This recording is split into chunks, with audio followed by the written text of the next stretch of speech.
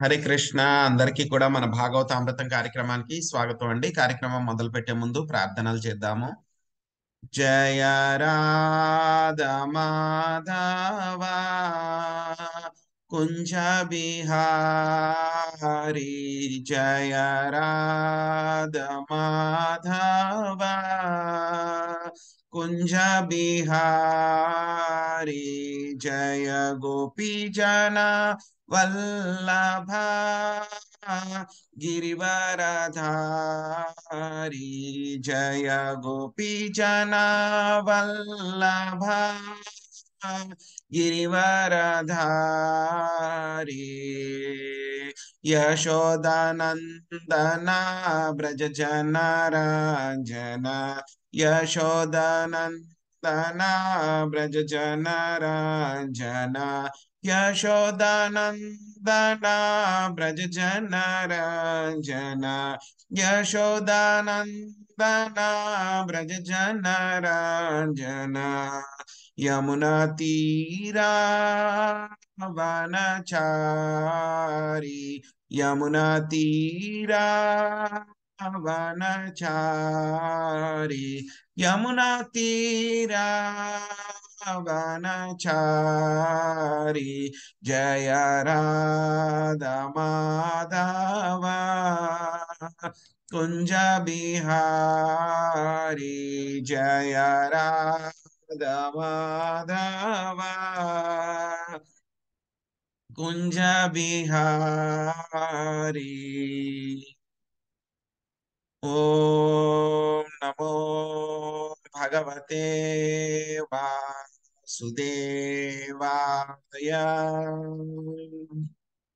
ఓం నమో భగవతే వాసుదేవాయ.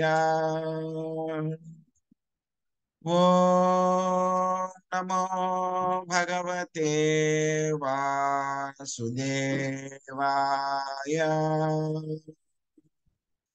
నారాయణం నమస్కృత్య నరం చైవ నరోత్తమం దేవీం సరస్వతిం వ్యాసం తతో జయముదీరయే. శృణ్వతాం స్వకథా కృష్ణ పుణ్యశ్రవణ కీర్తన, హృదయంతస్థో హి అభద్రాణి విదునోతి శిరసతాం.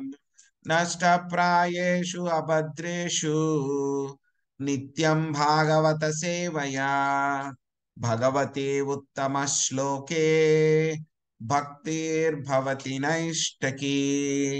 ఓం అజ్ఞానతిమిరాంధస్య జ్ఞానాంజనాశలాకయా చక్షురున్మిలితం యేన తస్మై శ్రీ గురవే నమః. శ్రీచైతన్యమనోభీష్టం స్థాపితం యేన భూతలే స్వయం రూపా కదా మహ్యం దదాతి స్వపదాంతికం. వందేహం శ్రీగురో శ్రీయుతాపదకమలం, శ్రీగురున్ వైష్ణవాంశ్చ శ్రీరూపం సాగ్రజాతం సహగణా రఘునాథాన్వితం తాం సజీవం సాద్వైతం సావధూతం పరిజనా సహితం కృష్ణ చైతన్య దేవం శ్రీరాధా కృష్ణ పాదాన్ సహగణా లలితా శ్రీ విశాఖాన్వితాంశ్చ. హే కృష్ణ కరుణా సింధో దీనబంధో జగత్పతే, గోపేశ గోపికా కాంత రాధా కాంత నమోస్తుతే. తప్త కాంచన గౌరాంగీ రాధే వృందావనేశ్వరి, వృషభానుసుతే దేవి ప్రణమామి హరిప్రియే. వాంఛాకల్పతరుభ్యశ్చ కృపా సింధుభ్య ఏవ చ, పతితానాం పావనేభ్యో వైష్ణవేభ్యో నమో నమః. జయ శ్రీ కృష్ణ చైతన్య ప్రభు నిత్యానంద, శ్రీ అద్వైత గదాధర శ్రీవాసాది గౌర భక్త వృంద. హరే కృష్ణ కృష్ణ కృష్ణ హరే హరే, హరే రామ రామ రామ రామ హరే హరే.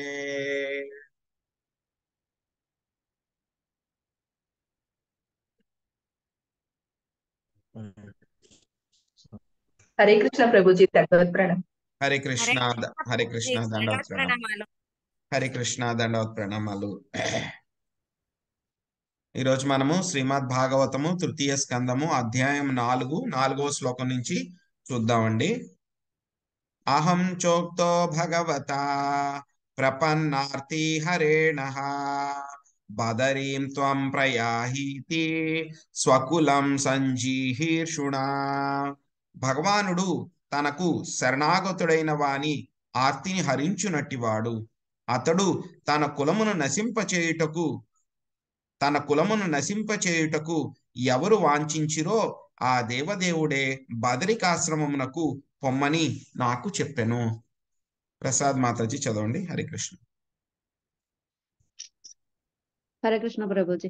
భగవాను అంతర్ధానము మరియు యదువంశ వినాశనముల వలన కలిగేడి దుఃఖమును తప్పించుకొమ్మని ద్వారక ఎందున్నప్పుడు ఉద్ధవుడు హెచ్చరించబడినాడు. బద్రికాశ్రమమునకు పొమ్మని అతడు ఉపదేశించబడెను.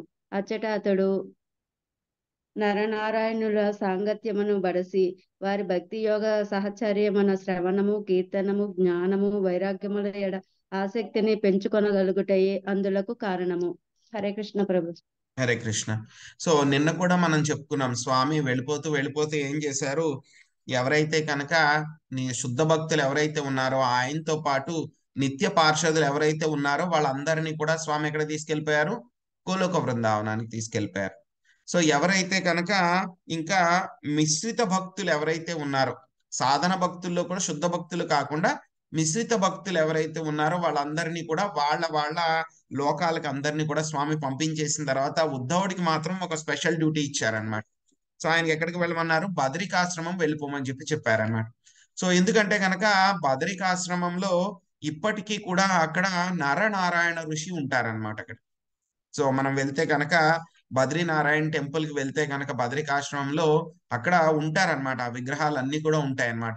నారదముని ఉంటారు, ఉద్ధవ ఉంటారు అక్కడ, వ్యాస మహర్షి యొక్క గుహ ఉంటుంది అక్కడ. సో ఈయన బద్రీనారాయణ ఉంటారు. సో వీళ్ళందరూ కూడా ఉంటారన్నమాట. సో ఇప్పటికీ కూడా ఉద్ధవుడు అక్కడే ఉన్నారు, ఇక్కడ బదరికాశ్రమంలోనే ఉన్నారు. సో నరనారాయణ ఋషులు వాళ్ళు ఏంటంటే కనుక మనం ఉన్నటువంటి ఈ యొక్క భూలోకానికి పర్టికులర్ గా వాళ్ళు ఈ యొక్క ఆరాధ్య దేవతలు అన్నమాట. సో నరనారాయణులు అక్కడే ఉంటారు. సో ఎందుకు వెళ్ళమన్నారు అని అంటే కనుక అక్కడ ఉద్ధవుడు అక్కడ నరనారాయణుల దగ్గరికి వెళ్ళి వాళ్ళ సాంగత్యంలో ఉండి సో భక్తి యోగంలో శ్రవణం, కీర్తనం, జ్ఞానం, వైరాగ్యం వాటి పట్ల చక్కగా ఆసక్తి పెంచుకుంటారు అని చెప్పేసి ఆ ఉద్దేశంతో ఈ యొక్క ఉద్ధవుణ్ణి స్వామి అక్కడికి పంపించడం జరిగిందనమాట, వెళ్ళమని చెప్పారనమాట. తదాపి తదభిప్రేతం జానన్నహామరిందమా పృష్టతోన్వాగమం భర్తు పాద విశ్లేషణాక్షమః. ఓ అరిందముడా, విదురా, వంశమును నశింపచేయవలెననడి అతని కోరిక నెరిగి ఉన్నప్పటికీ స్వామి పాద పద్మముల వియోగమును సహించుటకు నాకు అసాధ్యము కనుక అతనినే అనుసరించి తిని. సో నిన్న ఇదే విషయాన్ని చెప్పుకున్నాను. స్వామి ఏం చెప్పారు, బదరికాశ్రమం వెళ్ళిపోమని చెప్పినా సరే ఉద్ధవుడికి ఆయన వదిలిపెట్టలేరనమాట ఆయన పాద పద్మాలని.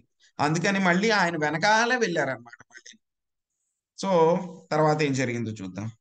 అద్రాక్షమేకమాసీనం విచిన్వందయితం పతిం శ్రీనికేతం సరస్వత్యాం కృతకేతమకేతనం. ఆ విధముగా అనుసరించుచు లక్ష్మీదేవికి ఆశ్రయుడన్నప్పటికీ సరస్వతి నదీ తటమును ఆశ్రయించి ఒంటరిగా కూర్చుని దీర్ఘాలోచన మగ్నుడైన నా రక్షకుని స్వామిని శ్రీకృష్ణ భగవానుని నేను గాంచి తిని. చేగు చందన మాత చదవండి. హరే కృష్ణ ప్రభుజీ, ధన్యవాద ప్రణామాలు. శ్రీల ప్రభుపాదుల వారి వర్షం, శ్రీల ప్రభుపాదుల వారికి జయ. సన్యాసాశ్రమము ముందున్న వారు తరచుగా వృక్షమూలము నాశ్రయింతుడు అనాశ్రితులైన వారు కావించినట్లుగా భగవానుడు అట్టి స్థితిని ఆశ్రయించినట్లు ఉద్ధవుడు గాంచెను. సమస్తమును అతడే యజమాని అయిన కారణమున ప్రతి చోట కూడా అతని ఆశ్రయమే, ప్రతి చోటను అతడు తన ఆశ్రయించే ఉండును. సమస్త భౌతిక ఆధ్యాత్మిక జగద్వ్యక్తీకరణమంతయు ఆ దేవదేవుని చేతనే పోషించబడును. తత్కారణమున అతడే సమస్తమును ఆశ్రయుడై ఉన్నాడు కనుక సన్యాసాశ్రయమందు ఉన్న అనాశ్రితుల రీతిని ఆ భగవానుడు ఆశ్రయను కొనుట ఆశ్చర్యకరమేమీ కాదు. హరే కృష్ణ. హరే కృష్ణ. సో ఆ విధంగా ఉద్ధవుడు శ్రీకృష్ణ భగవాన్ని వెనకాలే వెళ్తూ ఉన్నారనమాట, అనుసరిస్తూ ఉన్నారనమాట. సో ఆయన ఎవరు? లక్ష్మీదేవికి కూడా ఆశ్రయం ఆయనే. అయినా సరే ఆయన సరస్వతి నదీ తీరంలో ఒంటరిగా కూర్చుని, ఎక్కడ ఒక వృక్షం కింద కూర్చుని ఆయన దీర్ఘాలోచనలో మగ్నుడై ఉన్నారనమాట. సో ఆ విధంగా ఆయన కూర్చుని ఉన్నప్పుడు ఉద్ధవుడు ఆయన్ని చూడడం జరిగిందనమాట. సో మామూలుగా అయితే కనుక సన్యాసాశ్రమంలో ఉన్నటువంటి వాళ్ళు ఎక్కడ ఉంటారు అంటే కనుక వాళ్ళకి ఏంటంటే ఇన్స్ట్రక్షన్ 3 రోజుల కన్నా ఎక్కువ ఏ ప్రదేశంలో కూడా ఉండకూడదు అనమాట. వాళ్ళకి 3 రోజుల కన్నా ఎక్కువ ఒకే ప్రదేశంలో ఉండకూడదు, వేరే ప్రదేశం మార్చాలన్నమాట. సో కానీ వాళ్ళు ఎక్కడ ఉంటారు? వాళ్ళు ఎప్పుడు కూడాను యొక్క వృక్ష మూలాలు ఏవైతే ఉన్నాయో వాటి కింద వాళ్ళు ఆశ్రయం తీసుకుంటూ ఉంటారన్నమాట. సో అనాశ్రితులైనటువంటి వాళ్ళు ఎవరైతే కనుక ఆ విధంగా వృక్షాల కింద ఆశ్రయం తీసుకుంటారో, సో భగవానుడు కూడా ఆ విధంగా వృక్షాన్ని ఆశ్రయించాడు అని చెప్పి ఉద్ధవుడు చూశారనమాట. సో మొత్తం అన్నింటికి కూడా ఆయనే యజమాని కాబట్టి ఆయన ఎక్కడైనా సరే ఆశ్రయం తీసుకోవచ్చు, అందులో ఏమీ తేడా లేదు. సో మొత్తం భౌతిక ఆధ్యాత్మిక జగత్తులంతా కూడా ఆయన చేతనే పోషించబడుచున్నాయి. సో కాబట్టి అందరికీ కూడా ఆయనే ఆశ్రయుడు ఉన్నాడు కనుక సన్యాసాశ్రమం నందున అనాశ్రితుల రీతి ఆ భగవానుడు ఆశ్రయమును కొనుట ఆశ్చర్యకరమేమీ కాదు. ఎందుకంటే ప్రతి చోట కూడా ప్రతిదీ కూడా ఆయన ఆస్తే కాబట్టి ఆయన ఎక్కడైనా సరే ఆశ్రయం తీసుకోవచ్చు అని చెప్పి చెప్తున్నారనమాట. శ్యామావదాతం విరజం ప్రశాంతారుణలోచనం దోర్భిశ్చాతుర్భిర్విదితం పీత కౌసాంబరేణ చ. భగవానుడు దేహము శ్యామల వర్ణముగా నున్నను, నిత్యమును జ్ఞానానంద పూర్ణమునైనను అత్యంత సుందరముగా నుండెను. అతని నయనములు ప్రశాంతముగా నుండి ఉదయించి సూర్యుని వలె ఎర్రనై ఉండెను. అతని చతుర్భుజములు వివిధ లాంఛనములు పీతవసనములు బట్టి శీఘ్రమే అతడు దేవదేవుడని నేను గుర్తించగలిగితిని. సో ఉద్ధవుడు ఆయన ఏ విధంగా గుర్తించగలిగారు అంటే కనుక స్వామి ఏ రూపంలో అక్కడ ఉన్నారనేటువంటిది చెప్తున్నారనమాట. సో ఆయన ఎలా ఉన్నారు? శ్యామల వర్ణం కలిగి ఉన్నారనమాట. సో నిత్యము ఆయన ఎప్పుడు కూడా నిత్యము జ్ఞానానంద పూర్ణుడు అయినా సరే చాలా చాలా అందంగా ఉన్నారు. సో ఆయన కళ్ళు ఎలా ఉన్నాయంట? చాలా ప్రశాంతంగా ఉదయించేటువంటి సూర్యుడిలాగా ఎర్రగా ఉన్నాయంట. సో ఆయన ఏముంటి ఇప్పుడు స్వామి ఎప్పుడు కూడా కృష్ణావతారంలో ఎప్పుడు కూడా ఆయన ద్విభుజ రూపంలోనే ఉంటారు. కానీ ఈ పర్టికులర్ ఇన్సిడెంట్ లో ఉద్ధవుడికి ఎలా కనిపించారు? ఆయన చతుర్భుజ రూపంలో ఆయన కనిపించారు. వివిధ లాంఛనాలు, అదేవిధంగా పీత వసనాలు అన్ని కూడా చూస్తే వెంటనే ఆయన దేవదేవుడు అని చెప్పేసి ఉద్ధవుడు నేను ఆయన్ని ఐడెంటిఫై చేశాను, గుర్తించాను అని చెప్పి విదురుడికి చెప్తున్నారనమాట. వామవూరావధిశ్రిత్య దక్షిణాంగ్రీ సరోరుహం అపాశ్రితార్భ కాస్వత్తమకృశం త్యక్త పిప్పలం. భగవానుడు చిన్న అశ్వత్థ వృక్షమును ఆనుకుని కుడి పాద పద్మమును ఎడమ తొడపై నిడుకొని ఆసీనుడై ఉండెను. గృహ సౌఖ్యములనన్నింటినీ విడిచినప్పటికీ అతడు అట్టి స్థితి అందు మిగుల ఆనందమయముగానే గోచరించెను. ఎమిడి భవానీ మాత చదవండి. హరే కృష్ణ ప్రభుజీ ప్రణామాలు. భాష్యము. శ్రీల విశ్వనాథ చక్రవర్తి ఠాకూరుల కథనమును అనుసరించి శ్రీకృష్ణుని ఆసన భంగిమ చిన్న అశ్వత్థ వృక్షమును ఆనుకుని ఉన్నటువంటిది కూడా భావగర్భితముగానున్నది. తొందరగా మరణించని కారణమునే ఆ వృక్షము అశ్వత్థ వృక్షమునుచు పిలువబడినది. అది అనేకానేక సంవత్సరములు జీవించును. భగవానుని పాదములు మరియు వాని శక్తులు పంచమహాభూతములు భూమి, జలము, అగ్ని, వాయువు, ఆకాశము అశ్వత్థ వృక్షముచే ప్రాతినిధ్యం వహింపబడిన భౌతిక శక్తులు అతని బాహ్య శక్తి యొక్క ఫలములే ఉన్నవి. కనుకనే అవి ఆ దేవదేవుని వెనుక భాగమున నిలిచినవి.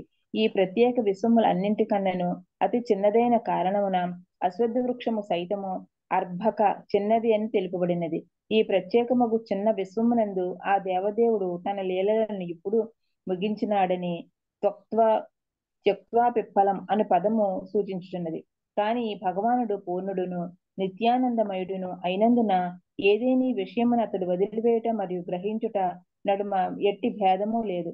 సూర్యుడు ఒక లోకమున ఉదయించి అదే సమయమున వేరొక లోకమును అస్తమించినను తన నిజస్థితి యందు మార్పు లేకుండా ఉండినట్లుగా శ్రీకృష్ణ భగవానుడు ఇప్పుడు ఈ విశ్వమును విడిచి వేరొక విశ్వమునకు బోవ సంసిద్ధులయ్యాను. Hare Krishna Prabhuji. Thank you Prabhuji. Hare Krishna Mataji. So Vishwanath చక్రవర్తి ఠాకూర్లు చెప్తున్నారనమాట, ఆ భంగిమ ఏదైతే కనుక శ్రీకృష్ణ భగవానుడు కూర్చున్నారో ఆ భంగిమ యొక్క ఎందుకు ఆ విధంగా కూర్చున్నారు అనేటువంటి చెప్తున్నారనమాట. సో ఆయన యొక్క ఆసన భంగిమ భావగర్భితంగా ఉంది అని చెప్పి చెప్తున్నారనమాట. చిన్న అశ్వత్థ వృక్షాన్ని ఆయన ఆనుకుని ఉన్నారు, ఎందుకంటే ఆ అశ్వత్థ వృక్షం కూడా ఈ యొక్క భౌతిక శక్తికి రిప్రజెంట్ చేస్తూ ఉందన్నమాట. సో ఈ యొక్క అశ్వత్థ వృక్షం ఎప్పుడు కూడా భౌతిక శక్తి ఎప్పుడు ఉంటుంది, స్వామి ముందు వచ్చి ఎప్పుడు నిలబడదనమాట. మాయ ఎప్పుడు కూడా స్వామికి వెనకాలే ఉంటుంది అనమాట. సో అలాగే ఈ యొక్క అశ్వత్థ వృక్షం కూడా స్వామికి వెనకాలే ఉంది అని చెప్పి చూపిస్తున్నారు అనమాట. ఇంకొకటి ఏంటంటే కనుక మనం ఉన్నటువంటి విశ్వము ఏదైతే ఉందో చాలా చిన్నదన్నమాట.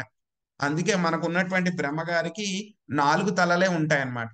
సో కృష్ణావతారంలో ఎప్పుడైతే కనుక శ్రీకృష్ణ భగవానుడు బ్రహ్మగారిని ద్వారకా పిలిపించుకున్నప్పుడు ఆయన మొత్తం అన్ని విశ్వాల నుంచి కూడా వేరే వేరే విశ్వాల నుంచి కూడా బ్రహ్మదేవుల్ని పిలిపించుకుంటారనమాట. పిలిపించుకుంటే అక్కడ బ్రహ్మదేవుడు చూస్తారనమాట, ఆయనకి 4 తలలు ఉన్నాయి, కానీ మిగతా బ్రహ్మలు చాలా మంది ఉన్నారు. కొంతమందికి 10 తలలు, కొంతమందికి 20 తలలు, కొంతమంది 15 తలలు, అలాగా లెక్కలేనన్ని తలలు ఉన్నాయన్నమాట. ఆయన అవన్నీ కూడా చూసి చాలా ఆశ్చర్యపోతారనమాట. అసలు ఎందుకు ఈయనకి 4 తలలు ఉన్నాయి అని అంటే గనక మనకున్నటువంటి విశ్వం చాలా చిన్నదన్నమాట. విశ్వాలన్నీ కూడా రకరకాల పరిమాణాల్లో ఉంటాయి.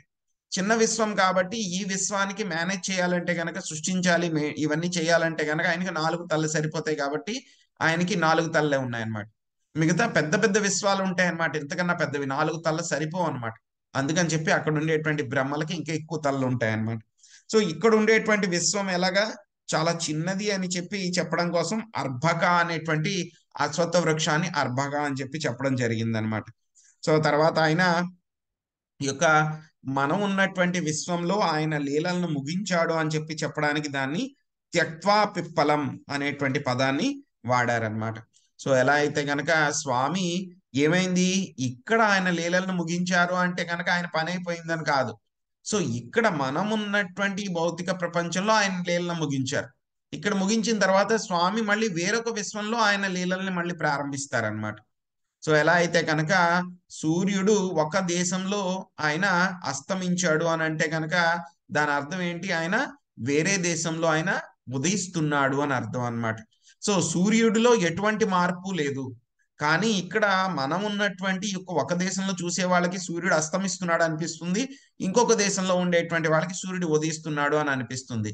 అలాగే మనకు కూడా ఏమనిపిస్తుంది, కృష్ణ భగవానుడు ఇక్కడి నుంచి వెళ్ళిపోతున్నాడు అంటే కనుక అయ్యో ఆయన అవతారం చాలించేశాడు, ఆయన అయిపోయాడేమో అని అనుకోవడం కాదనమాట. సో ఆయన ఏమైంది, సూర్యుడు లాగా ఇక్కడ అస్తమిస్తున్నాడు, కానీ వేరొక చోట ఆయన ఉదయిస్తాడు అని చెప్పి మనం అర్థం చేసుకోవాలన్నమాట. తస్మిన్ మహాభాగవతో ద్వైపాయన సుహృత్సఖా లోకాననుచరన్ సిద్ధ ఆససాదాయ దృచ్ఛయా. మహాభాగవతుడును మరియు మహర్షియగు కృష్ణ ద్వైపాయన వ్యాసుని శ్రేయోభిలాషి స్నేహితుడును అగు మైత్రేయుడు ప్రపంచంలోని పలు భాగములందు పర్యటించుచు ఆ సమయమున అచ్చటకు తన ఇచ్ఛానుసారంగా అరుదించెను. సునీత హరిబాబు మాత చదవండి. హరే కృష్ణ ప్రభుజీ, ధన్యవాద ప్రణామాలు. కృష్ణ కృపామూర్తి శిల ప్రభుపాదుకి జై. భాష్యము. వ్యాసదేవుని తండ్రియగు పరాశర మహర్షి శిష్యులతో మైత్రేయుడు ఒకరు. ఆ విధముగా వ్యాసదేవుడు మైత్రేయుడు ఇరువురు స్నేహితులు మరియు పరస్పరం శ్రేయోభిలాషులు అయి ఉన్నారు. ఏదియోనొక భాగ్యవశమున మైత్రేయుడు శ్రీకృష్ణుడు విశ్రాంతి గొనుచున్న ప్రదేశమును కనిపించాడు. భగవాను కలువ కలువగలుగుట ఎనున్నది సాధారణ సంఘటన కాదు. మైత్రేయుడు గొప్ప ఋషి, తాత్వికుడు, పండితుడు అయినప్పటికీ విశుద్ధ భక్తుడు మాత్రము కాదు. కనుక ఆ సమయమున అతడు శ్రీకృష్ణుని కలవగలుగుట అతని అజ్ఞాత సుకృతియే కారణం. విశుద్ధ భక్తులు ఎల్లవేళలా శుద్ధ భక్తియుత కర్మల ఎందే నెలకొని ఉంది కనుక వారు భగవానుని కలవగలుగుట సహజమైనదే. కాని ఆ స్థాయికి చేరని వారు భగవానుని కలవగలిగినచో అది కేవలము భాగ్యవశమున కలుగు ఆకస్మిక భక్తి వలనే వసుగునట్టిది. హరే కృష్ణ ప్రభుజీ. హరే ధన్యవాదాలు. కృష్ణ. శ్రీకృష్ణ భగవాను కలవగలగడం అనేటువంటిది చాలా చాలా అదృష్టం ఉంటే గాని జరగదన్నమాట. మామూలు వాళ్ళు ఎవరు కూడా అసలు ఆయన్ని కలుసుకోలేరు అనమాట. అది కూడా ఆయన అవతారం చాలించేటప్పుడు ఆయన్ని కలుసుకోవడం అనేటువంటిది చాలా చాలా అరుదు అనమాట. స్వామి ఏం చెప్పారు? ఉద్ధవుని కూడా వెళ్ళిపోమని చెప్పారు. ఎక్కడికి వెళ్ళమన్నారు? బద్రికాశ్రమం వెళ్ళిపోమన్నారు. సో అలాంటిది ఆ సమయంలో శ్రీకృష్ణ భగవానుడు ఒక అశ్వత్థ వృక్షం కింద సరస్వతి నదీ తీరంలో కూర్చున్నప్పుడు అక్కడికి మైత్రేయముని రావడం అనేటువంటిది, ఆయనతో కలవడం అనేటువంటిది చాలా సాధారణమైనటువంటి విషయం అయితే ఏమాత్రం కాదనమాట. సో యాక్చువల్గా ఇక్కడ చెప్పారనమాట, మైత్రేయముని ఎవరు? పరాశర ముని యొక్క శిష్యుడు అనమాట. సో శ్రీల వ్యాసదేవులు వారు కృష్ణ ద్వైపాయన వ్యాసులు ఎవరైతే ఉన్నారో ఆయన పరాశర ముని యొక్క కుమారుడైన.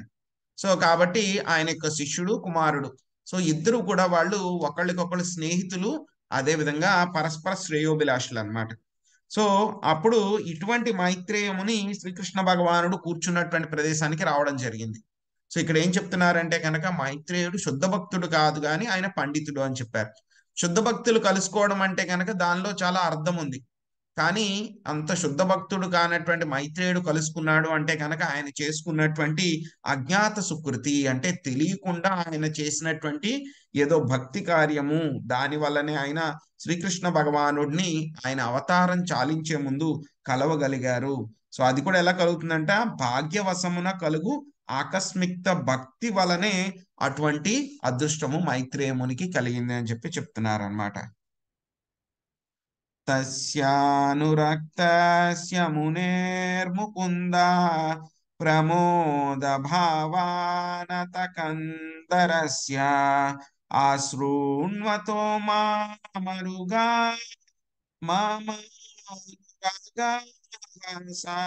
సమీక్షయా విశ్రమమాయన్ వాచ. మైత్రేయముని శ్రీకృష్ణ భగవానుని ఎడ అమిత ఆసక్తుడై ఉండెను. తన మెడను వంచి ప్రమోద భావమున అతడు శ్రవణము చేయుచుండెను. అంతటా నాకు పూర్ణ విశ్రాంతి నొసగుచు దరహాసముతోను మరియు నాపై ప్రత్యేక వీక్షమును సారించుచు భగవానుడు ఇట్లు పలికెను. శశికళ మాత చదవండి. ప్రభుజీ నేను చదవనా? తర్వాత మీరు చదవండి మాతాజీ. హరే కృష్ణ. హరే కృష్ణ ప్రభుజీ. భాష్యం బై జయశ్రీల ప్రపదుల వారికి చెయ్యి. ఉద్ధవుడు మరియు మైత్రేయుడు ఇరువురును మహాత్ములే అయినప్పటికీ ఉద్ధవుడు నిష్కలంక విశుద్ధ భక్తుడైన కారణమున శ్రీకృష్ణ భగవాన్ని అవధానము అతని పైననే అధికంగా నుండెను. జ్ఞానభక్తుడు ఎవని భక్తి అద్వైత దృష్టితో మిళితమై ఉండునో అతడు ఎన్నడను విశుద్ధ భక్తుడు కాజాలడు. మైత్రేయుడు భక్తుడే అయినప్పటికీ అతని భక్తి మిశ్రిత భక్తి అయి ఉండెను. భగవానుడు తన భక్తులతో దివ్యమగు ప్రేమను అనుసరించి భావం వినిమయ జరుగును, కానీ తాత్విక జ్ఞానము లేదా కామ్యకర్మలపై ఆధారపడి కాదు. శ్రీకృష్ణ భగవాని దివ్యమగు ప్రేమయుత సేవయందు అద్వైత జ్ఞానమునకు లేదా కామ్యకర్మలకు తావులేదు. బృందావనమునందలి గోపికలు గొప్ప విద్వాంసులు కానీ యోగులు కానీ కారు. కానీ శ్రీకృష్ణుని ఎడవారు సహజానురాగమును కలిగి ఉండిరి. ఆ విధంగా ఆ దేవదేవుడు వారికి ప్రాణ సముడయ్యాను. గోపికలు సైతము భగవానికి ప్రాణ సములయ్యి. శ్రీకృష్ణునితో గోపికల సంబంధము పరమోత్కృష్టమైనదని శ్రీ చైతన్యులు నిర్ధారించి ఉండిరి. ఇచ్చట ఉద్ధవుని ఎడ భగవాన్ని వైఖరి మైత్రేయుని ఎడ కన్నను అధిక సన్నిహితంగా నున్నది. హరే కృష్ణ ప్రభుజీ. హరే కృష్ణ. సో ఎప్పుడైతే కనుక మైత్రేయ ముని కూడా అక్కడికి వచ్చారు, అదే సమయంలో ఉద్ధవుడు కూడా అక్కడే ఉన్నారన్నమాట. సో ఉన్నా సరే మైత్రేయ ముని శ్రీకృష్ణ భగవానుడి పట్ల చాలా ఆసక్తుడై ఉన్నారనమాట. సో ఆయన కూడా ఏం చేశారు, తల వంచి చాలా సంతోషంగా మైత్రేయ ముని కూడా స్వామి ఏం చెప్తున్నారో దాన్ని వింటూ ఉన్నారనమాట. సో సో అప్పుడు ఏం చేశారంట, శ్రీకృష్ణ భగవానుడు ఉద్ధవుడికి చాలా పూర్ణమైనటువంటి విశ్రాంతిని కలిగిస్తూ చాలా సంతోషంగా నవ్వుతూ ఆయన ప్రత్యేకముగా ఆయన ఎవరి వైపు చూస్తూ మాట్లాడుతున్నారంట శ్రీకృష్ణ భగవానుడు. ఆయన చూశారు, ఎవరు, మైత్రేయముని వచ్చారు, ఆయన కూర్చున్నాడు, నమస్కారాన్ని అర్పించారు. సో ఆయన కూడా ఉంచారు, పక్కనే ఉన్నారు ఆయన. ఉద్ధవుడు కూడా అక్కడే ఉన్నారు. కానీ స్వామి ఎవరి వైపు చూస్తున్నారు, ఉద్ధవుడి వైపు చూస్తూ ఆయన సంతోషంగా ఈ విధంగా మాట్లాడుతున్నారు. ఉద్ధవుడి వైపు చూస్తూ ఈ విధంగా మాట్లాడుతున్నారు. సో మనందరికీ కూడా తెలుసు, స్వామిని ఏమంటారు అంటే కనుక భక్తవత్సల అంటారు అనమాట. అంటే సో భక్తుల పట్ల ఆయన విశేషమైనటువంటి అనురాగాన్ని కలిగి ఉంటారనమాట. జ్ఞాని వత్సల గాని లేకపోతే యోగి వత్సల గాని అని అనరనమాట. కేవలం భక్త వత్సల, భక్తుల పట్ల ఆయన ఎప్పుడు కూడా వాళ్ళు ఏది కావాలంటే కనుక వాళ్ళకి ఏదైనా సరే చెయ్యడానికి ఆయన ఎప్పుడు రెడీగా ఉంటారనమాట. సో అందుకే ఆయన భక్తవత్సల అంటారు. సో కాబట్టి ఇక్కడ ఉద్ధవుడు చూస్తే కనుక ఆయన శుద్ధ భక్తుడు ఆయన. కాబట్టి ఆయన దృష్టి అంతా కూడా ఎవరి మీద ఉంది, ఇద్దరు ఉన్నారు అక్కడ, ఇద్దరు వైపు చూసి మాట్లాడలేదు. కానీ శ్రీకృష్ణ భగవానుడు ఉద్ధవుడిని ఉద్దేశించి ఉద్ధవుడి వైపు చూస్తూ ఆయన మాట్లాడుతున్నారంటే ఎందుకు అలా చేశారు అంటే కనుక ఉద్ధవుడు శుద్ధ భక్తుడు కాబట్టి, మైత్రేయుడు మిశ్రిత భక్తి కలిగి ఉంది కాబట్టి ఆయన ఉద్ధవుడి వైపు కూడా మాత్రమే చూసి ఆయన మాట్లాడుతున్నారు. ఎందుకు అంటే కనుక మన యొక్క భావం ఎలా ఉంటుందో దాని ప్రకారమే స్వామి ఉంటారనమాట. సో చూస్తే గనక బృందావనంలో ఉండేటువంటి గోపికలు ఏంటంటే గనక వాళ్ళు వేదాలు గాని శాస్త్రాలు గాని పాండిత్యం గాని ఏది లేదు వాళ్ళకి. ఏమీ లేకపోయినా సరే వాళ్ళు శ్రీకృష్ణ భగవానుడి యొక్క ప్రేమ, భక్తి ప్రేమలో వాళ్ళు మొత్తము అత్యున్నతమైనటువంటి స్థానానికి వెళ్ళిపోయారు అనమాట. వాళ్ళకి వేద జ్ఞానం గాని పాండిత్యం గాని మంత్రాలు గాని ఏమీ అవసరం లేదు. వాళ్ళకి శ్రీకృష్ణ భగవానుడు అంటే కనుక ప్రాణ సమానుడు. అదేవిధంగా శ్రీకృష్ణ భగవానుడికి కూడా గోపికలు అంటే కనుక ఆయనకు కూడా వాళ్ళు ప్రాణ సమానులే అన్నమాట. సో వాళ్ళకి ఎలా ఉంది, సహజమైనటువంటి అనురాగం కలిగి ఉందన్నమాట. సో చైతన్య మహాప్రభు కూడా చెప్తారనమాట. సో గోపికల యొక్క ప్రేమ ఏదైతే ఉందో, భక్తి ప్రేమ ఏదైతే ఉందో అన్నిటికంటే కూడా చాలా ఉత్కృష్టమైనది అని చెప్పి మనకి చైతన్య మహాప్రభు కూడా చెప్పారనమాట. సో దాని ప్రకారమే చూస్తే కనుక స్వామి ఉద్ధవుడి పైనే ఎక్కువ ఆయన చూస్తూ మాట్లాడారు అని చెప్పి చెప్తున్నారు. తర్వాత శ్రీకృష్ణ భగవానుడు మాట్లాడడం మొదలు పెడుతున్నారు. మనకి 11వ శ్లోకం నుంచి ఆయన ఏం మాట్లాడుతున్నారో మనం ఇప్పుడు చూద్దాం. ఉద్ధవుడిని ఉద్దేశించి మాట్లాడుతున్నారు అన్నమాట. సో శ్రీ భగవానువాచ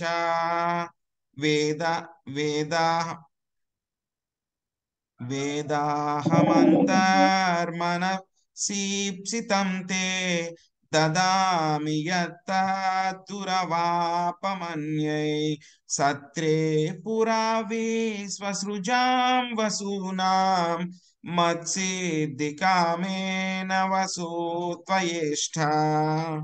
ఓ వసు, విశ్వకలాపములను విస్తరించుటకు బాధ్యులకు వసువులు మరియు ఇతర దేవతల యజ్ఞములను నిర్వహించినప్పుడు పూర్వము నీవేని కోరి ఉంటివో నీ మనస్సు నుండి నేను ఎరిగి ఉన్నాను.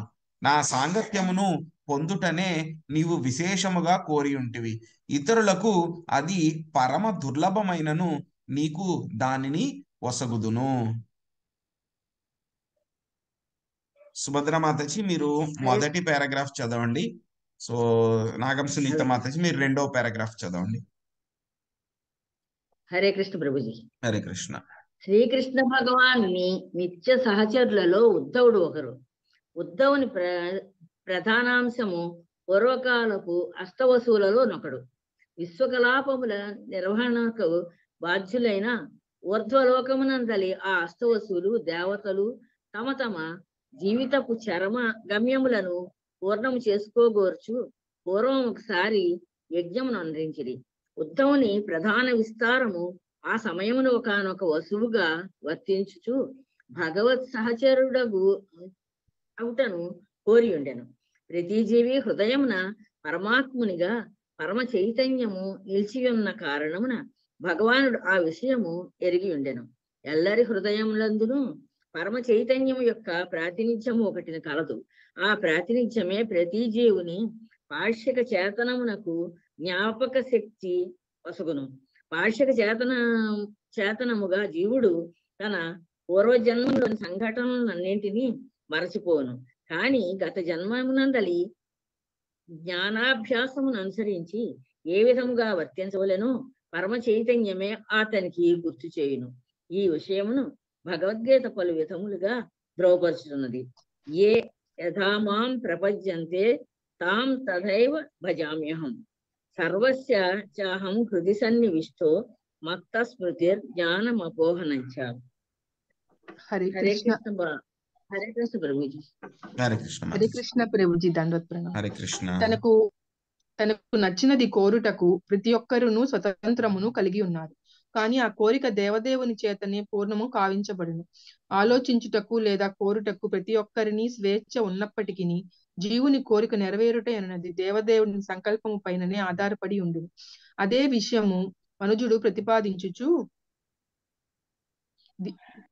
ప్రతిపాదించును, భగవానుడు తీర్చివేయును అనుచూ తెలుపబడినది. పూర్వకాలమున దేవతలు వసువులు యజ్ఞము నొనరించినప్పుడు ఉద్ధవుడు ఒకానొక వసువుగా భగవత్ సాంగత్యమున చేర నభిలషించెను. అట్టిది తాత్విక కల్పన యందు లేదా కామ్యకర్మల యందు తలమునకలైన వారికి మిగుల దుర్లభమైనట్టిది. శ్రీకృష్ణ భగవానునికి సహచరుడగుటను గూర్చిన విషయముల సమాచారము అట్టి వారికి ఏమాత్రము తెలియదు. భగవాను సాహచర్యమే జీవితపు అత్యున్నత పూర్ణత్వమని భగవత్ కరుణ చేత కేవలము విశుద్ధ భక్తులే ఎరుగగలరు. అతని కోరికను తీర్చగలనని భగవానుడు ఉద్ధవునకు ఆశ్వాసమొసగెను. తన సూచన ద్వారా భగవానుడు ఉద్ధవునకు ఈ విషయమును తెలిపినప్పుడు భగవత్ సాహచర్యమునందు ప్రవేశించుట యందలి ఘనతను Maitreya Muni అంత్యమును తెలుసుకున్నట్లుగా గోచరించుచున్నది. Hare Krishna Prabhuji. Thank you. Hare Krishna. So స్వామి ఏం చెప్తున్నారు అంటే గనక ఈ యొక్క వసువులు ఎవరైతే ఉన్నారో వాళ్ళందరూ కూడా ఏం చేశారంటే ఇది వరకు వాళ్ళ యొక్క జీవితాల చిరమ అంకములో వాళ్ళు గొప్పగా యజ్ఞాన్ని ఒకటి నిర్వర్తించారనమాట. సో యజ్ఞాన్ని నిర్వర్తించిన తర్వాత ఆ యజ్ఞం చివరిలో వాళ్ళు ఏం కోరుకున్నారు అంటే గనక ఉద్ధవుడు అప్పుడు అష్టవసువుల్లో ఒక ఆయన అన్నమాట. సో ఆయన ఏం కోరుకున్నారు అంటే కనుక శ్రీకృష్ణ భగవానుడి యొక్క నిత్య సాంగత్యము కావాలి నాకు అని చెప్పి ఆయన కోరుకున్నారంట. సో కాబట్టి ఆయన కోరుకున్న విధంగానే నేను నీకు యొక్క దుర్లభమైనటువంటి యొక్క నిత్య సాంగత్యాన్ని నేను వసగుదును అని చెప్పి చెప్తున్నారనమాట. సో మనం అందరం కూడా యాక్చువల్గా ఇంతకు ముందు జన్మలో మనం ఏం చేసామనేటువంటి విషయాలన్నీ కూడా మనం మర్చిపోతాం. సో ఎప్పుడైతే కనుక అర్జునుడు కూడా ఇదే విషయాన్ని అడుగుతారనమాట, స్వామి నువ్వు నేను ఎన్నో జన్మలు తీసుకున్నాము, అన్నీ కూడా నాకు గుర్తున్నాయి, కానీ అవి నీకు గుర్తులేవు అని చెప్పారు. ఇంకొకటి ఏం చెప్పారు, సూర్య భగవానుడికి కూడా నేను ఈ యొక్క భగవద్గీత జ్ఞానాన్ని ఇచ్చాను నేను, అప్పుడు నువ్వు కూడా ఉన్నావు కానీ నువ్వు మర్చిపోయావు, నాకు గుర్తుంది అని చెప్పారనమాట స్వామి. సో అప్పుడు అర్జునుడు అడుగుతారనమాట, సో సూర్య భగవానుడు అంటే కనుక జన్మత చాలా ఎంతో ముందున్నటువంటి వాడు, కానీ నువ్వు నాతో పాటు ఇంచుమించు, ఎందుకంటే ఇద్దరు సమవయస్కులు కాబట్టి నాతో జన్మించావు కాబట్టి, సో ఎలాగ నేను అర్థం చేసుకోవాలని అడిగితే కనుక స్వామి చెప్తారనమాట, సో ఇంతకు ముందు జన్మల్లో జరిగినటువంటి విషయాలన్నీ కూడా నాకు గుర్తున్నాయి, కానీ నీకు ఈ విషయాలేమీ గుర్తులేవు అని చెప్పి అర్జునుడికి స్వామి 4వ అధ్యాయంలో చెప్తారనమాట. అదేవిధంగా ఉద్ధవుడికి కూడా చెప్తున్నారనమాట, ఎందుకంటే ఉద్ధవుడు కూడా మర్చిపోయారు ఆయన. సో అంతకు ముందు జన్మలో ఆయన ఏం కోరుకున్నారు అనేటువంటి విషయం మర్చిపోయారు, కానీ శ్రీకృష్ణ భగవానుడికి ఆయన ఏం కోరుకున్నారు, ఆయనకి ఏమి ఇవ్వాలి అని చెప్పి గుర్తుంది కాబట్టి మళ్ళీ అది గుర్తు చెప్తున్నారు అనమాట. సో ఇంతకు ముందు జన్మలో నువ్వు వసువువి, కానీ ఏమైంది, ఇప్పుడు నువ్వు అప్పుడు నా దివ్య సాహచర్యాన్ని కోరుకున్నావు, ఎప్పుడు కూడా నా సాంగత్యాన్ని కోరుకున్నావు, కాబట్టి అది నీకు ఇస్తాను నేను అని చెప్పేసి స్వామి చెప్తున్నారనమాట. సో ఇక్కడ ఏంటంటే కనుక స్వామి యొక్క సహచర్యం పొందడం అనేటువంటిది చాలా ఉన్నతమైనటువంటిది. సో అది ఎవరు పొందుతారు అంటే విశుద్ధ భక్తులు మాత్రమే పొందుతారు. సో ఇక్కడ ఏం చెప్తున్నారు, స్వామి ఏం చేస్తున్నారు, ఉద్ధవుడితో మాట్లాడుతూ స్వామి ఎలా ఉంటుందంటే ఆయన ఒక పని చేస్తే కనుక 100 పర్పస్లు సర్వ్ అవుతాయి అనమాట ఒకేసారి. సో ఉద్ధవుడితో మాట్లాడుతున్నారు అంటే కనుక అక్కడే ఉన్న మైత్రేయ మునికి ఇండైరెక్ట్ గా చెప్తున్నారు అనమాట, నా నిత్య సాంగత్యం పొందడం అనేటువంటిది చాలా ఉత్కృష్టమైనటువంటిది అని చెప్పేసి మైత్రేయ మునికి లెసన్ వెళ్ళిపోయింది అనమాట అక్కడ. తర్వాత ఇంకేం చెప్తున్నారు చూద్దాం. సయేష సాధో చరమో భవానా మాసాదితస్తే మదనుగ్రహోయాత్ యన్మామృలోకారహు సృజంతం దిష్ట్యా దదృస్వాన్ విసదానువృత్యా. ఓ సాధు, ప్రస్తుత జన్మమున నీకు నా చరమానుగ్రహము వసగబడినందున ఈ జన్మము చివరిదియు మరియు పరమోత్కృష్టమును అయి ఉన్నది. ఈ బద్ధజీవుల విశ్వమును విడిచి నీవిక నా దివ్య ధామమగు వైకుంఠమున కేగవచ్చును. విశుద్ధమును అకుంఠితమును అగు భక్తియుత సేవ కారణముగా ఈ ఏకాంత ప్రదేశమున నీవు నన్ను దర్శించుట నీకు గొప్ప వరదానమై ఉన్నది. నాగం సునీత మాతాజీ చదవండి. చదివాను ప్రభుజీ. చదివేశారు మాతాజీ. హరే కృష్ణ శాంతి ప్రభుజీ. మాతాజీ చదవండి. ఎస్ మాతాజీ. కృష్ణ కృపామూర్తి శ్రీల ప్రభుపాదుల వారి భాష్యం. ప్రభుపాద్కి జై.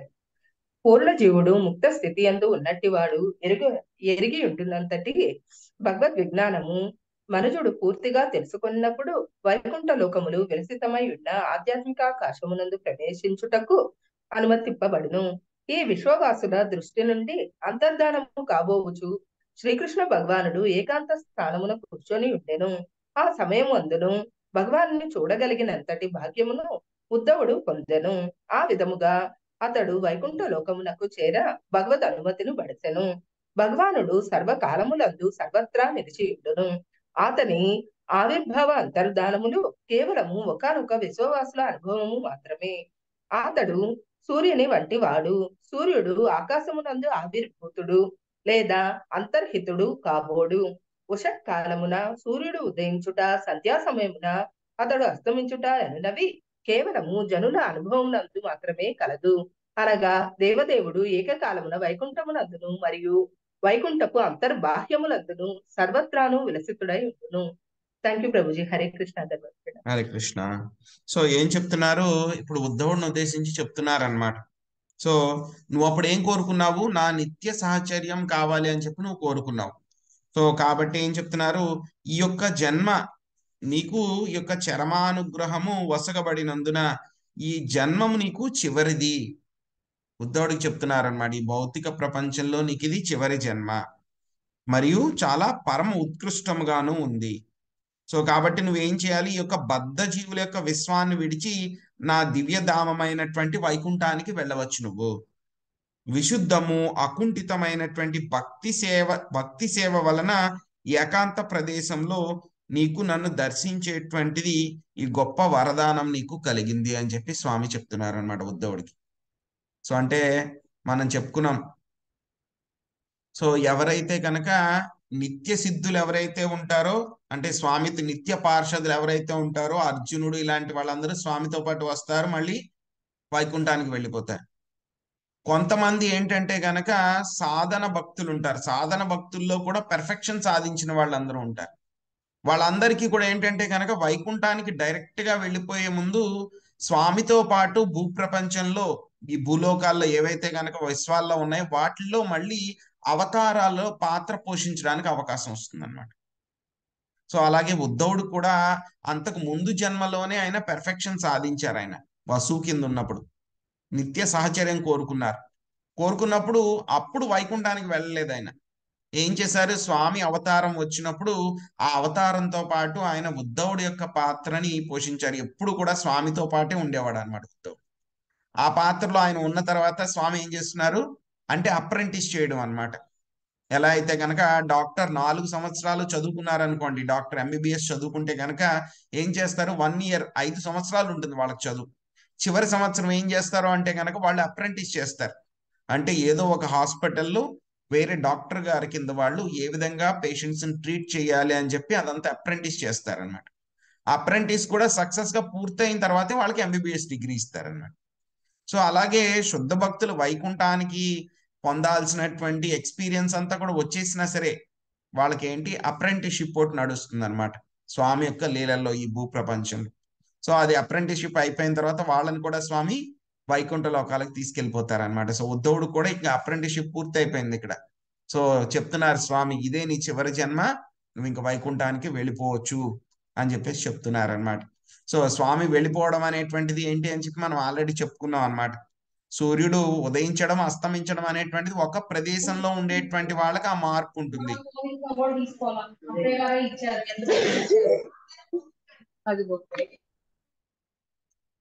సో సూర్యుడు ఉదయించడం అస్తమించడం అనేటువంటిది ఒక ప్రదేశంలో ఉన్నటువంటి వాళ్ళకి మార్పు ఉంటుంది. కానీ స్వామి ఆ యొక్క సూర్యుడికి ఎలా అయితే కనుక ఎటువంటి మార్పు ఉండదో, స్వామి ఎప్పుడు కూడా ఆయన వైకుంఠ లోకాల్లో నిత్యము ఉంటారు. అదే విధంగా ఆ యొక్క వైకుంఠ లోకాల యొక్క బయట కూడా ఆయన ఎప్పుడు కూడా విలసితుడై ఉంటారు అని చెప్పి చెప్తున్నారు అన్నమాట.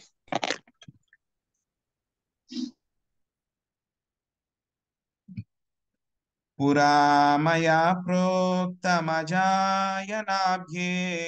పద్మే నిషణ్ణాయ మమాదిసర్గే జ్ఞానం పరం మహిమావభాసం యత్సూరయో భాగవతం వదంతి. ఓ ఉద్ధవ, నా నాభి కమలమున స్థితుడైనట్టి బ్రహ్మదేవునకు సృష్ట్యారంభమున పూర్వము పాద్మకల్పమునందు నా దివ్య మహిమలను గూర్చి నేను పలికి ఉంటిని. వానినే మహర్షులు శ్రీమద్ భాగవతమని వచింతురు. రత్నకుమారి మాతాజీ చదవండి. హరే కృష్ణ ప్రభుజీ, దండవత్ ప్రణామాలు. హరే కృష్ణ. భాష్యంపై శ్రీల ప్రభుపాదుల వారికి జై. బ్రహ్మదేవునకు వసగబడినదియు మరియు ఈ మహావాంగ్మయపు ద్వితీయ స్కందమున ఇదివరకే వివరింపబడినదియు అనగు దేవదేవుని వివరణము మరింతగా ఇచ్చట స్పష్టము కావింపబడుచున్నది. బ్రహ్మదేవునకు వసగబడిన సంక్షిప్త రూప శ్రీమద్ భాగవతము తన వ్యక్తిత్వమును వివరించుటకే ఉద్దేశింపబడినదని భగవానుడు పలికెను. అనగా ద్వితీయ స్కందమునందలి ఆ 4 శ్లోకముల యొక్క నిర్విశేష నిరాకార వ్యాఖ్యానము ఇచట నిరర్ధకం కావింపబడుచున్నది. శ్రీమద్ భాగవతమునందలి ఆ సంక్షిప్త రూపము శ్రీకృష్ణ భగవానుని లీలలకు సంబంధించి ఉన్నదనియు మరియు ఏనాడును నిర్విశేష వ్యాఖ్యానంపై ఉద్దేశింపబడలేదనియు శ్రీల శ్రీధర స్వామి సైతము ఈ సందర్భమున వివరించిరి. హరే కృష్ణ ప్రభుజీ. హరే కృష్ణ. హరే కృష్ణ మాతాజీ, దండవత్ ప్రణాం. సో ఇక్కడ చెప్తున్నారు అనమాట, స్వామి ఏం చెప్తున్నారు, ఉద్ధవ, నా నాభి కమలంలో స్థితుడైనటువంటి బ్రహ్మదేవుడికి సృష్టి ప్రారంభంలో పాద్మకల్పము అంటే కనుక ఏ కల్పంలో అయితే కనుక బ్రహ్మదేవుడికి జన్మ దొరికిందో ఆ పాద్మకల్పంలో ఆయన ఏం చేశారంట, నా యొక్క దివ్య మహిమలను గూర్చి అతనికి నేను చెప్పాను పాద్మకల్పంలో. వాటినే మహర్షులు ఏమంటారు, శ్రీమద్ భాగవతము అని చెప్పి చెప్తారు అని చెప్తున్నారు అనమాట. సో ఈ విషయం ఏదైతే ఉందో మనకు ఆల్రెడీ యొక్క చతుశ్లోకి భాగవతం అనేటువంటిది మనకి ద్వితీయ స్కందంలోనే వచ్చిందనమాట. సో అక్కడ ద్వితీయ స్కందంలో దానికి భాష్యం కూడా మనము చాలా వివరంగా నేర్చుకున్నాము. సో అదేంటంటే కనుక అక్కడ చెప్పినటువంటి సంక్షిప్త శ్రీమద్ భాగవతము చతుశ్లోకి భాగవతం ఏదైతే ఉందో అది స్వామి యొక్క వ్యక్తిత్వాన్ని వివరించడానికే ఉద్దేశించింది. కానీ కొంతమంది మాయావాదులు ఏమంటారు, అది నిరాకారవాదాన్ని గురించి చెప్పడానికి ఉద్దేశించింది అని చెప్పి చెప్తారనమాట. కానీ ఇక్కడ ఈ శ్లోకంలో చెప్పబడినట్లు ఏమైంది, అవన్నీ కూడా స్వామి యొక్క శ్రీకృష్ణ భగవానుడి యొక్క లీలలకు సంబంధించినవే శ్రీమద్ భాగవతంలో చెప్పబడినది అని చెప్పేసి శ్రీధర స్వామి కూడా వివరించడం జరిగిందనమాట. ఇత్యాదృక్తోక్త పరమస్య పుంసా ప్రతిక్షణానుగ్రహ భాజనోహం స్నేహోత్తరో స్ఖలితాక్షరస్తం ముంచన్ శుచా ప్రాజ్ఞలిరాభాషే. ఉద్ధవుడు పలికెను, ఓ విదురా, ఆ విధముగా ప్రతి క్షణము నేను దేవదేవునిచే ఆదరింపబడి అమితానుగ్రహముతో సంబోధింపబడినప్పుడు నా కంఠము గద్గదమయ్యను, దేహము రోమాంచితమయ్యను, పిదప కన్నీటిని తుడుచుకొనుచు ముకిల హస్తుడనై నేనిట్లు పలికెను. ఎప్పుడైతే కనుక స్వామి ఈ విధంగా చెప్పారో వెంటనే ఉద్ధవుడికి చాలా చాలా ఆనందపడిపోయారనమాట. సో ఆనందంతో ఆయనకి చాలా ఆనంద బాష్పాలు వచ్చేసి ఆయన కంఠం అంతా కూడా గద్గద్దం అయిపోయిందంటే మాట్లాడలేకపోయారు. గొంతంతా ఉడికిపోయినట్టు అయిపోయింది అనమాట. సో గూస్ బంప్స్ అంటారు కదండి, అంటే దేహం అంతా కూడాను రోమాంచితం అయిపోయింది, ఒళ్ళంతా కూడా జలధరించిపోయింది అనమాట. సో ఆయన ఏడుస్తూ ఉన్నారనమాట. స్వామి అంత ప్రేమ నా మీద చూపించారా అని చెప్పేసి ఆయన కళ్ళు తుడుచుకుంటూ రెండు చేతుల్ని కూడా ఆయన ఇలాగ నమస్కరిస్తూ ఆయన శ్రీకృష్ణ భగవానుడితోటి ఉద్ధవుడు ఈ విధంగా పలికాను, నేను ఈ విధంగా పలికాను అని చెప్పి ఉద్ధవుడు చెప్తున్నారనమాట. కోన్వీసతే పాద సరోజ భాజం సుదూర్లభేర్దేషు చతుర్ష్వపీహ తదాపి నాహ ప్రవృణామి భూమా భవత్పదాంభోజని నిషేవణోత్సుకా. హే ప్రభు, నీ పాద పద్మముల దివ్యమగు ప్రేమయుత సేవయందు నియుక్తులైన భక్తులు ధర్మము, అర్థము, కామము, మోక్షములనడి చతుర్విధ ఫల పురుషార్థములలో దేనినైనను సునాయాసముగా పొందగలరు. కానీ ఓ శ్రేష్ఠుడా, నాకు సంబంధించినంత వరకు నేను మాత్రము కేవలము నీ పాద పద్మముల ప్రేమయుత సేవయందు నెలకొనుటనే ఎంచుకొంటిని. హరే కృష్ణ. ఎవరైనా చదువుతారండి? చదవని వాళ్ళు ఎవరైనా నేను ఉన్నారా? చదువుతాను. నేను చదివిన దాన్ని. పద్మిని మాతాజీ చదవండి.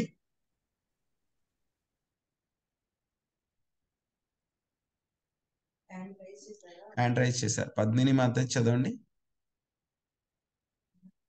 ఉన్నారా? హరే కృష్ణ ప్రభుజీ. చదవండి మాతాజీ. హరే కృష్ణ.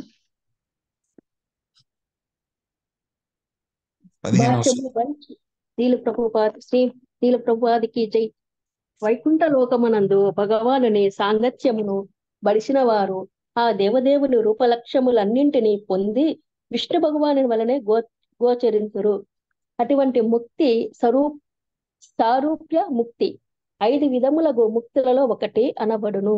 శ్రీకృష్ణ భగవాని దివ్యమగు ప్రేమ పూర్వక సేవయందు నెలకొనిన భక్తులు ఏనాడును సాయుధ్య ముక్తిని, భగవానుని బ్రహ్మజ్యోతి కిరణమునందు లీనమగుట అంగీకరింపరు. భక్తులు ముక్తినే గాక స్వర్గలోకమునందలి దేవతల స్థాయికి సమానముగా ధర్మార్థ కామములలో దేనియందైనను ఎట్టి జయమునైనను సాధించగలరు. కాని ఉద్ధవుని వంటి విశుద్ధ భక్తులు అటువంటి సౌకర్యములను నిరాకరింతురు. విశుద్ధ భక్తుడు కేవలము భగవత్సేవ యందు నిలవగోరి తన స్వలాభమును గూర్చి విచారింపకుండును. హరే కృష్ణ ప్రభుజీ. హరే కృష్ణ మాతాజీ. సో ఉద్ధవుడు చెప్తున్నారనమాట. సో మీ యొక్క పాద పద్మాల దగ్గర ఎవరైతే కనుక సేవ చేస్తారో అటువంటి వాళ్ళకి ధర్మార్థ కామ మోక్షాల్లో ఏవైనా సరే చాలా తేలికగా దొరుకుతాయి. కానీ అవన్నీ కూడా నాకు ఎంతో తేలిగ్గా దొరికినా సరే నేను వాటిని ఏమిటిని కూడా నేను పట్టించుకోకుండా మీ యొక్క పాద పద్మాల వద్ద ప్రేమయుతమైనటువంటి సేవలో నెలకొనటాన్ని నేను ఎంచుకున్నాను అని ఉద్ధవుడు చెప్తున్నారనమాట. సో భక్తులు ఏం చేస్తారు అంటే కనుక స్వామి ఆయనకి మోక్షం సాయుధ్యముక్తిని వాళ్ళు ఎప్పుడూ కోరుకోరు. సాయుధ్యముక్తి అంటే కనుక బ్రహ్మజ్యోతిలో కలిసిపోవడం అనమాట. సో ఎవరైతే కనుక సారూప్య ముక్తి పొందుతారనమాట కొంతమంది భక్తులు అనమాట, అంటే భగవంతుడి యొక్క రూపంతో సమానమైనటువంటి రూపాన్ని వాళ్ళు కలిగి ఉంటారు. అది సారూప్య ముక్తి అనమాట. సో ఇటువంటి ముక్తులన్నీ కూడా ఇవ్వడానికి శ్రీకృష్ణ భగవానుడు వాళ్ళ యొక్క విశుద్ధ భక్తుల పట్ల రెడీగా ఉంటారు. అయినా సరే విశుద్ధ భక్తులు మాకు అవన్నీ వద్దండి, మాకు మీ యొక్క పాద పద్మాల వద్ద సేవ మాత్రం ఇవ్వండి, మాకు అవన్నీ వద్దు అంటారు. ఇంకా దేవతలు ఎవరైతే ఉంటారో స్వర్గలోకాల్లో వాళ్ళు స్వర్గ సౌఖ్యాలు అనుభవిస్తూ ఉంటారు. సో మాకు అవి కూడా వద్దు, మాకు కేవలం మీ పాద పద్మాల మధ్య చేసేటువంటి సేవే మాకు కావాలి అని వాళ్ళందరూ కూడా చెప్తూ ఉంటారు అన్నమాట. కర్మాణ్యనిహాస్య భవో భవస్యతే దుర్గాశ్రయోధారి భయాత్ పలాయనం కాలాత్పనో యాత్ ప్రమదాత్ తశ్రమా స్వాత్మాన్ రతే ఖీద్యతి ధీర్విధామిహ. దేవా, సమస్త కోరికల నుండి విడవడినప్పటికీ నీవు కామ్యకర్మమునందు నెలకొనుటను, జన్మరహితుడవైనప్పటికీ జన్మనొందుటను, దుర్జయముగు కాలమును నియమించువాడినవైనప్పటికీ శత్రుభయముతో పలాయనమై కోటను ఆశ్రయించుటను, ఆత్మయందే రమించువాడవైనను పలువురు స్త్రీలచే పరివృత్తుడవై గృహస్థ జీవనమును అనుభవించుట గాంచినప్పుడు విద్వాంసులకు ఋషులు కూడా తమ బుద్ధి అందు కలత నొందుదురు. హరే చదవమంటారా కృష్ణ. ప్రభుజీ? చదవండి మాతాజీ. భాష్యం బై జయశ్రీల ప్రపాదుల వారికి జై. భగవాని దివ్య జ్ఞానమును గూర్చిన తాత్విక కల్పనను విశుద్ధ భక్తులు అంతగా పట్టించుకొనరు. అదీనుగాక భగవాన్ని గూర్చిన పూర్తి జ్ఞానమును పొందుటయు సాధ్యమైన విషయం కాదు. భక్తులు కేవలం భగవాన్ని దివ్యలీల శ్రవణ కీర్తనలందే సంతృప్తి చెందుదురు. కనుక ఆ దేవదేవుని గూర్చి ఏ కొద్దిపాటి జ్ఞానము వారి చెంత కలదో అది వారికి సరిపోగలదు. అది వారికి సమస్త దివ్యానందమును నొసగగలదు. కానీ భగవాన్ని కొన్ని లీలలు విశుద్ధ భక్తులకు సైతము పరస్పర విరుద్ధములుగా గోచరించును.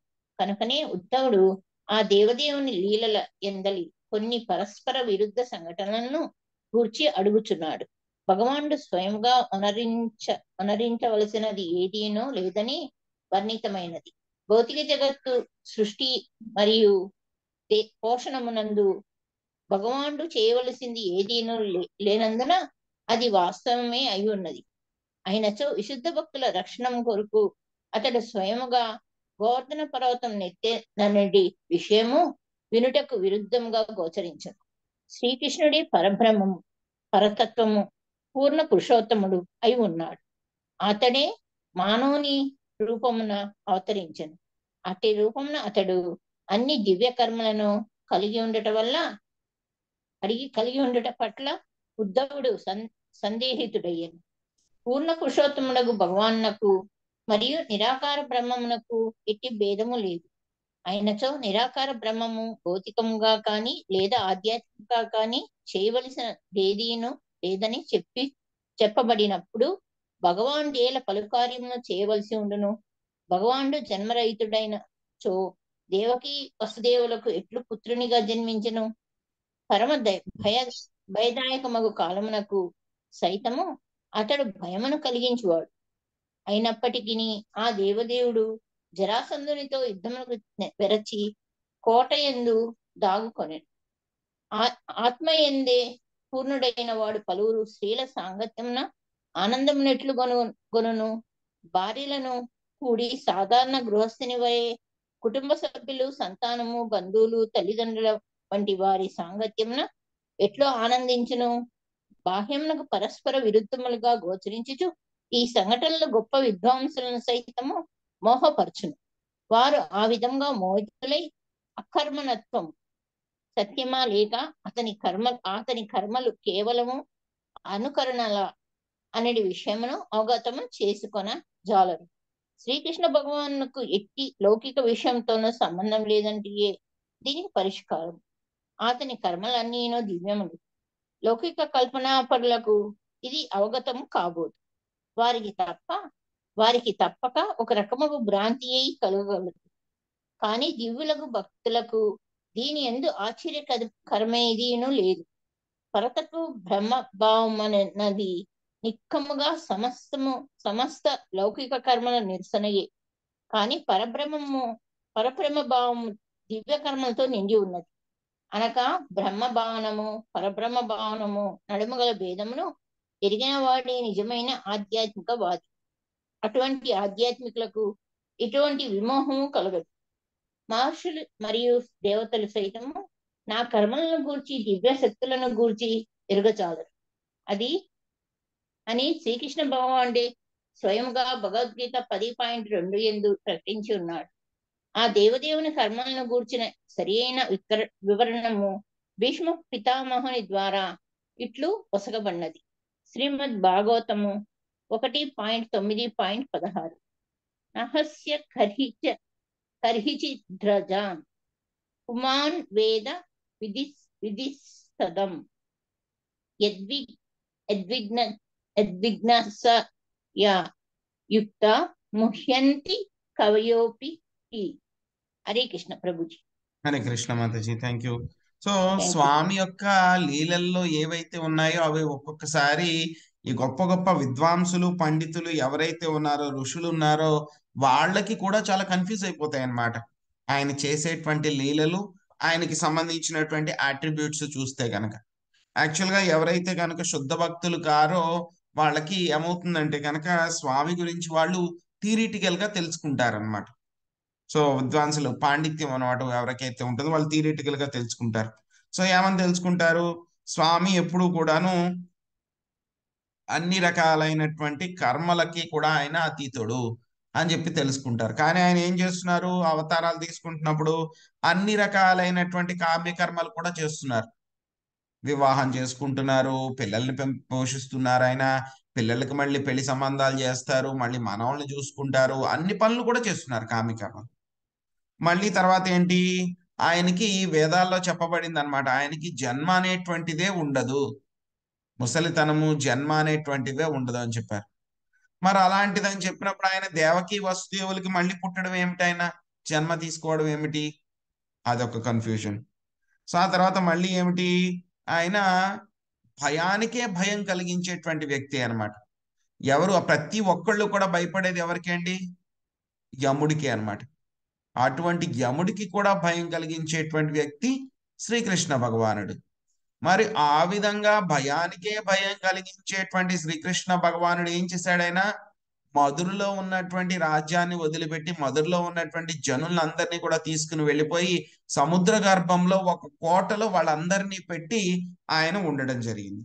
అదేంటి, అందరికీ భయాన్ని కలిగించేటువంటి వాడు ఆయన సముద్ర గర్భంలో ఒక ద్వీపాన్ని సృష్టించుకుని దాంట్లో ఒక కోట కట్టుకుని అందులో దాక్కోవడం ఏమిటి, అదొక కన్ఫ్యూజన్ మళ్ళీ. సో ఇంకేమిటి, ఆయన్ని ఏమంటారు అంటే కనుక ఆత్మారాముడు అంటారనమాట.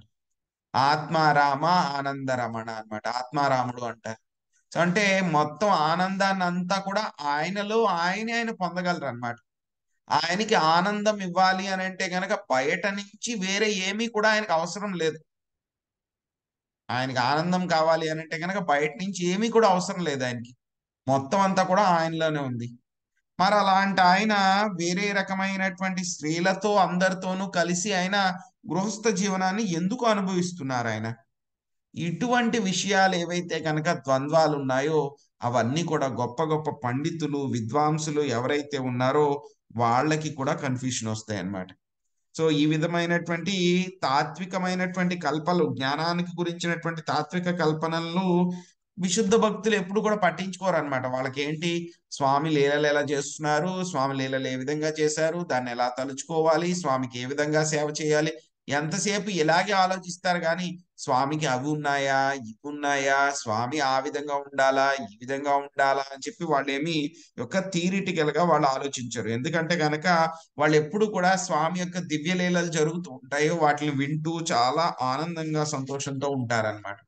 సో ఏదైతే కనుక వాళ్ళకి స్వామి గురించి ఉన్నటువంటి కొద్దిపాటి జ్ఞానం ఏదైతే ఉందో వాళ్ళకి సరిపోతుంది అనమాట. స్వామి యొక్క లీలల్ని ఆయన యొక్క దివ్య కర్మల్ని చెప్పుకుంటూనే వాళ్ళు ఎంతో ఎంతో ఆనందాన్ని పొందుతారు. కాబట్టి మిగతావి యొక్క ఫిలాసఫీ కానీ అట్రిబ్యూట్స్ కానీ వాళ్ళకి స్వామి యొక్క శక్తులు కానీ స్వామి యొక్క వైభవం కానీ అవేం అవసరం లేదు. స్వామి యొక్క లీలలు ఎలా చేశారని చెప్పి తెలుసుకుని చెప్పుకుని వాళ్ళు సంతోషపడిపోతూ ఉంటారన్నమాట. సో ఇక విషయాలన్నీ కూడా అదే విధంగా యొక్క విశుద్ధ భక్తుల్ని రక్షించడం కోసం ఆయన చేయాల్సిన పని ఏదీ లేదు. కానీ భక్తుల్ని రక్షించడం కోసం ఆయన ఏం చేశారు, గోవర్ధన పర్వతం ఎత్తడం అనేటువంటి పనులు కూడా ఆయన చేశారనమాట. సో కాబట్టి ఈ యొక్క దివ్యమైనటువంటి కర్మలు ఏ విధంగా జరుగుతున్నాయి అని చెప్పేసి ఉద్ధవుడు కూడా ఆయన కన్ఫ్యూజ్ అయ్యారనమాట. సో అదే విషయాన్ని ఆయన ఇక్కడ చెప్తున్నారనమాట. సామాన్య గృహస్థుడి కింద ఎలా ఉన్నారు, దేవకి వసుదేవులకి కుమారుడిగా ఎలా ఉన్నారు. సో ఇదే విషయాన్ని ఇంతకు ముందు కూడా శ్రీకృష్ణ భగవానుడితో చెప్పారు. ఇదే విషయాన్ని ఇంతకు ముందు మళ్ళీ ఆయన విదురుడితో కూడా చెప్పడం జరిగింది అనమాట, ఇదే విషయాన్ని అన్నమాట. సో అందరికీ కూడా ఈ విషయమైనటువంటివి మామూలు వాళ్ళందరికీ కూడా భ్రాంతి కలుగుతాయి, కానీ శుద్ధ భక్తులకి ఎటువంటి భ్రాంతి కూడా కలగదు అని చెప్పేసి చెప్తున్నారనమాట. సో మనము హరే కృష్ణ.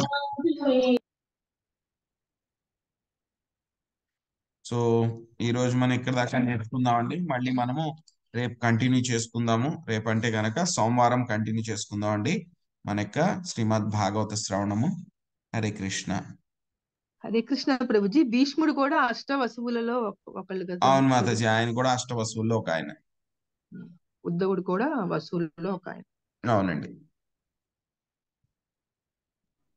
హరికృష్ణ ప్రభుజీ, అష్టవసువులు ఎవరెవరు ఒకసారి చెప్పండి ప్రభుజీ. బలి మహారాజు కూడా అనుకుంటా కదా ప్రభుజీ. బలి మహారాజుని అష్ట వసువుల్లో అని ఎక్కడ చెప్పారండి మాతాజీ. కాదా కాదా మహాజనులలో బలి మహారాజు 12 మంది మహాజనులలో 12 మంది మహాజనుల్లో ఉంటారు వాళ్ళు. ఒకడు గొప్ప భక్తులు అన్నమాట వాళ్ళందరూ కూడాను. అందులో బలి మహారాజు ఉంటారు. కానీ వసూలు అంటే గనక వీళ్ళందరూ తెలుసా? సో వసూలందరూ కూడా మొత్తము 8 మంది ఉంటారండి. సో వీళ్ళందరూ కూడా దేవతలు అన్నమాట. వాళ్ళు కూడా రకరకాల పోస్టులు ఉంటాయి కదండి వాళ్ళకి. ఆ విధంగా వసూలు కూడా ఉంటారన్నమాట. వాళ్ళ పేర్లు ఏమి స్పెసిఫిక్ గా ఇవ్వలేదు. సో బట్ వాళ్ళు ఎప్పుడైతే గనక అవతారం తీసుకుని వచ్చారో వాళ్ళు ఒక అతనేమో భీష్ముడి కింద వచ్చారు, ఒక అతను ఉద్ధవుడి కింద రావడం జరిగింది అనమాట. హరే కృష్ణ ప్రభుజీ. అయితే భీష్మ పితామహుడి కంటే ముందు 7 వసువుల్లో ఉండేవాళ్ళు చనిపోయారని చెప్తారు కదా, గంగాదేవి నదిలో వేసేస్తుందని. అప్పుడు ఉద్ధవుడు కూడా వచ్చి ఉండొచ్చు కదా ప్రభుజీ.